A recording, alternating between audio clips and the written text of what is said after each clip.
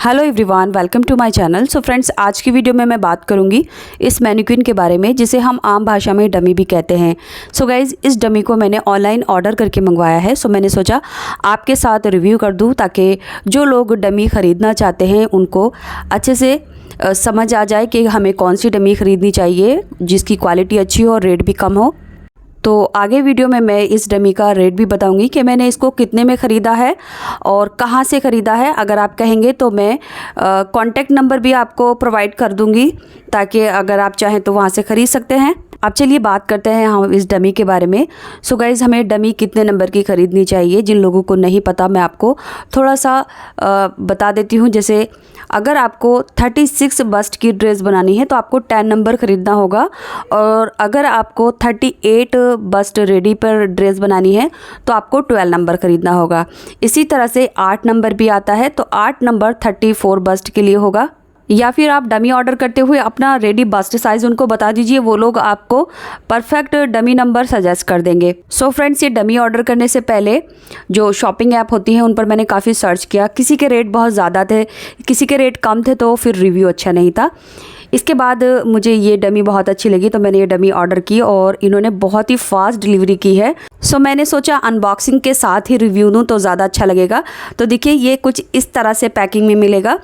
Box के ऊपर इनका ये लोगो है, कालका डमी आर्ट। नीचे ये इंस्टाग्राम हैंडल है, साथ में कॉन्टैक्ट नंबर भी दिया गया है। इस नंबर पर आप इनसे कॉन्टैक्ट कर सकते हैं। सबसे पहले तो आप ये पैकिंग देख लीजिए। बॉक्स कहीं से भी डैमेज नहीं था और पैकिंग बहुत मजबूती के साथ थी, तो मुझे बहुत ही पसंद आई इनकी पैकिंग।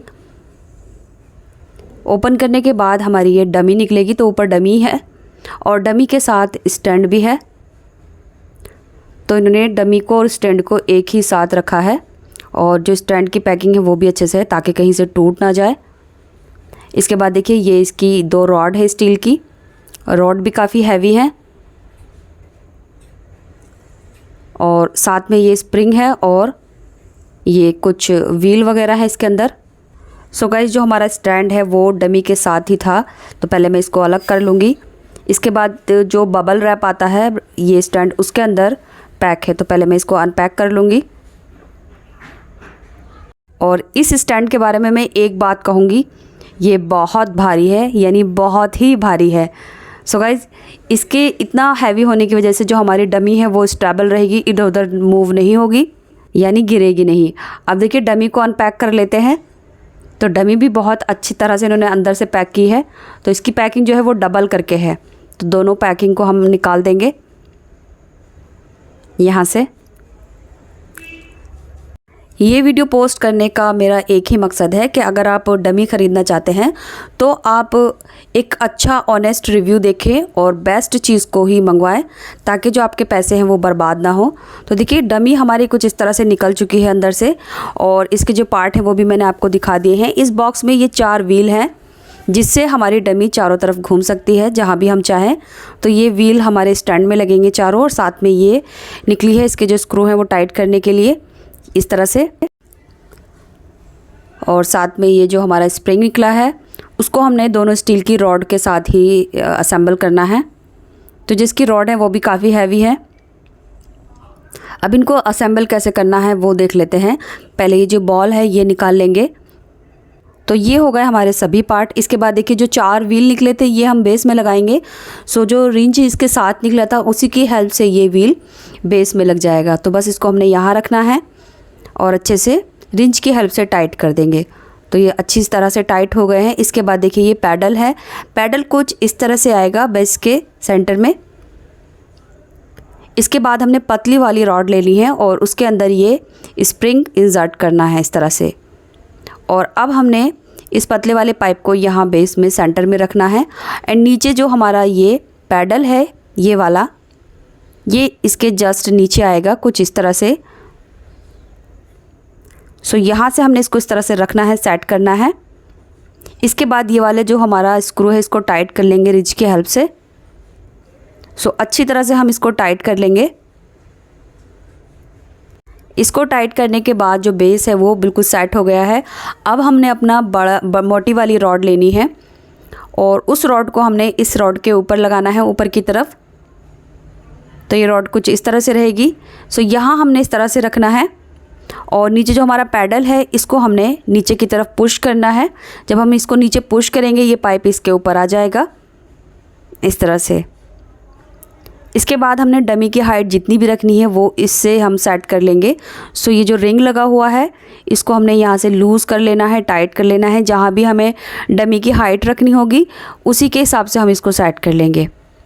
तो ये वाला जो पाइप है कुछ इस तरह से काम करेगा। जब हम पैडल नीचे की तरफ पुश करेंगे तो ये पाइप ऊपर नीचे हो जाएगा, यानी हम अपने डमी की हाइट जहाँ भी रखनी है वहाँ सेट हो जाएगी। अब डमी को इसके ऊपर कैसे सेट करना है, देखिए यहाँ पर डमी के नीचे हॉल है, इस हॉल को हमने यहाँ इसके ऊपर रखना है और ये नीचे की तरफ चला जाएगा और ऊपर की तरफ हमें अपनी बॉल टाइट कर लेनी है। सो ये जो कटोरी सी है इसके ऊपर जो हॉल है ये हमारा यहाँ पर सेट हो जाएगा और इसके ऊपर ये बॉल आ जाएगी। तो ये अच्छे से टाइट हो जाएगी और हमारी जो डमी है वो बिल्कुल फिक्स हो जाएगी। अब देखिए ये मैनिक्विन असेंबल तो हो गई है, बहुत ही आसान था असेंबल करना, बट इसकी क्वालिटी कैसी है वो भी तो चेक करना होगा। तो उसके लिए मैंने पिन ली है और पिन को मैं जब इसके अंदर इंसर्ट करूँगी तो पिन स्मूथली अंदर जा रही हैं, यानी जो फैब्रिक है इसका स्टफ़ है बहुत ही अच्छी क्वालिटी का है और पिन इंसर्ट करते हुए रास्ते में कोई भी चीज़ यानी कुछ भी नहीं अटक रहा है और स्मूथली पिन जा रही है। पिन को इंसर्ट करते हुए फैब्रिक में कोई सिकुड़न श्रिंक भी नहीं आ रहा है, धागा भी कोई नहीं खींच रहा है। सो गाइज़ फैब्रिक मैनिक्विन में पिन का बहुत ज़्यादा इस्तेमाल होता है। जब भी हम कोई ड्रेपिंग ड्रेस या फिर कोई ड्रेस पैटर्न बनाते हैं तो उसको एडजस्ट करने के लिए हम ये पिन का यूज़ करते हैं।